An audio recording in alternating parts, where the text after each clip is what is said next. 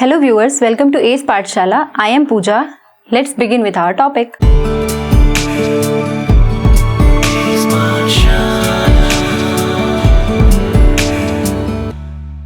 Biomes जो होते हैं बेसिकली 6 टाइप्स के होते हैं। पहला होता है डेजर्ट, फिर ग्रासलैंड, फिर tropical rain forest, temperate forest, taiga जिसको हम कॉनिफेरस फॉरेस्ट भी बोलते हैं, टुंड्रा। इट मीन्स अगर आपको इसको याद रखना है तो इट्स वेरी सिंपल। आप इसमें लिख सकते हैं डी, जी और 1 2 3 4 आपके पास टी है, यानी कि टी पे पावर 4। तो ये आपको ऐसे याद रखना है कि desert, grassland, tropical rain forest, temperate forest. Temperate forest क्या होते हैं? जिनके लीव्स जो होते हैं वो क्या होते हैं? ब्रॉड होते हैं। लीव्स ब्रॉड होंगे इनके। और हमारा जो टैगा कॉनिफेरस फॉरेस्ट होता है, इनका क्या होता है? लीव्स जो होते हैं वो बहुत फाइन नीडल टाइप का लीव होता है, तो नीडल शेप्ड लीव्स होते हैं इनके।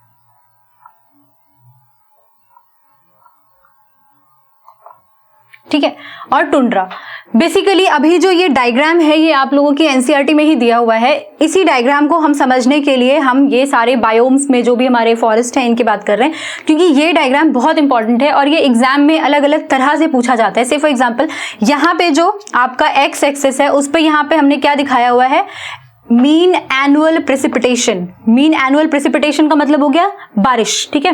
तो ये जो बेसिकली यहाँ पे हम बारिश की बात कर रहे हैं और वो यहाँ पे हमने किस में लिखा हुआ है? सेंटीमीटर्स में। ठीक है, क्योंकि आप लोगों ने न्यूज में भी सुना होगा कि इतने सेंटीमीटर बारिश हुई, इतने सेंटीमीटर बारिश हुई। तो ये बेसिकली एक्स एक्सिस हमारा ये डिनोट करता है। और हमारा वाई एक्सिस पे क्या है? Mean annual temperature which has been denoted in right. तो ये जो है ये पूरा का पूरा डायग्राम हमको समझना पड़ेगा कि ये कौन सी चीज क्या है, और इसको रटने की कोई जरूरत नहीं है। It's very very simple to understand.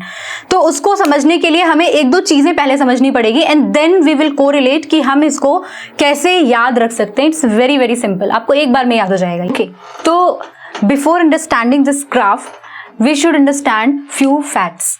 उसमें सबसे पहली चीज है, जैसे देखिए मान लीजिए ये अर्थ है। ठीक है, अर्थ में ये क्या है? ये हमारा इक्वेटर है ना।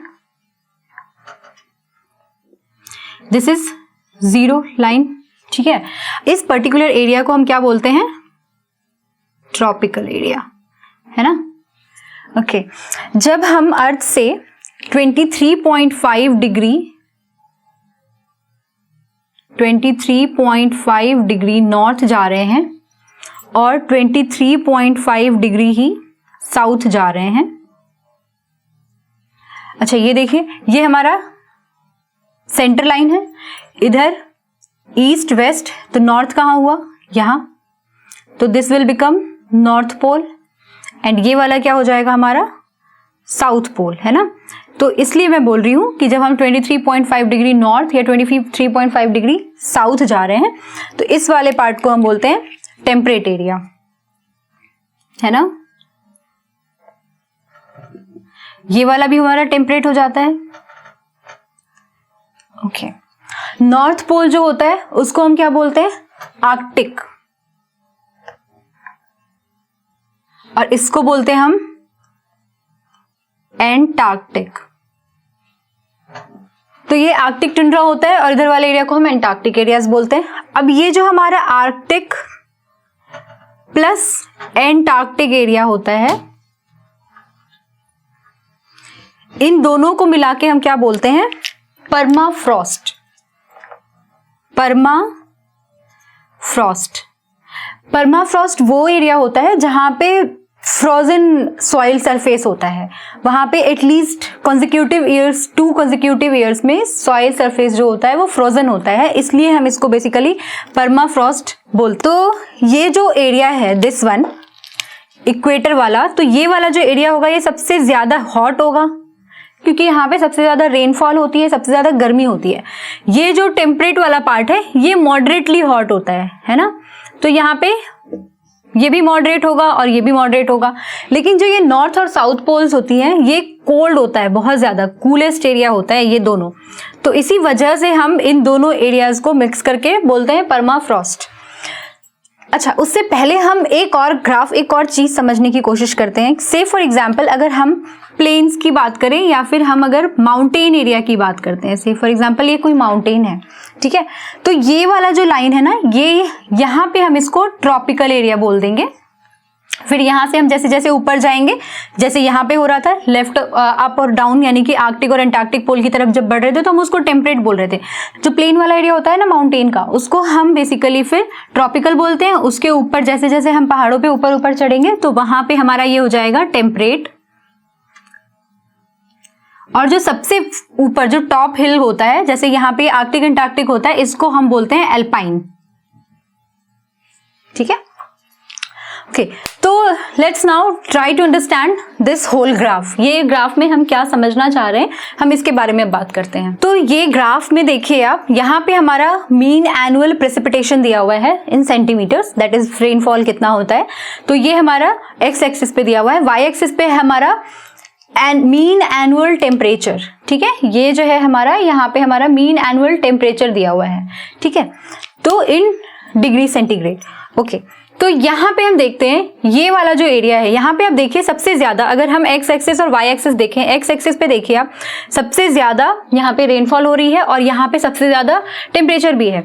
तो ये एरिया क्या हो सकता है, इक्वेटर ऑफ कोर्स, क्योंकि ये हॉटेस्ट एरिया होता है। तो ये जो फॉरेस्ट होंगे इनको हम बोलते हैं ट्रॉपिकल फॉरेस्ट। तो इसको हम बोलते हैं ट्रॉपिकल फॉरेस्ट। ओके, इसके बाद हम देखते हैं ये वाला एरिया, इसको अगर हम देखें, this one I am talking about this one.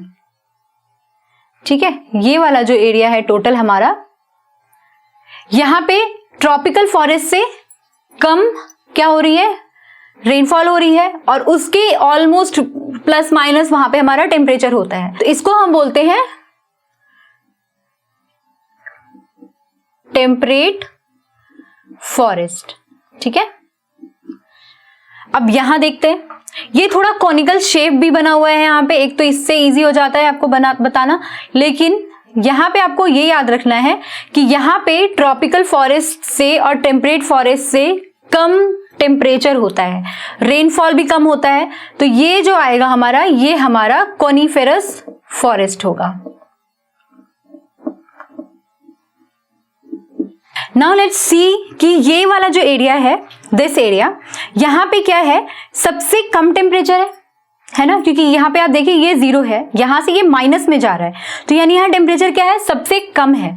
और यहाँ पे रेनफॉल भी कम है कंपैरेटिवली, ये बहुत कम रेनफॉल है। तो इसलिए हम, क्योंकि टेम्परेचर सबसे कम है यानी सबसे कूलेस्ट है ये, तो या तो ये आर्कटिक हो सकते हैं, एंटार्क्टिक हो सकते हैं, या फिर अल्पाइन टुंड्रा हो सकते हैं।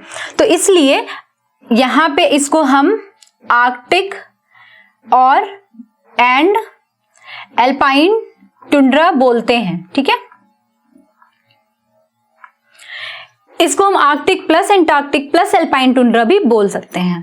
और अब हमारा जो ये वाला पार्ट है, दिस वन, इसको देखिए आप, यहाँ पे क्या है, यहाँ पे बहुत ही नैरो रेंज ऑफ रेनफॉल है, यहाँ रेनफॉल बहुत स्पार्स है, बहुत कम रेनफॉल हो रहा है, बहुत कम रेनफॉल हो रहा है, लेकिन यहाँ पे हमारा टेम्परेचर क्या हो रहा है, काफी कम हो रहा है ना।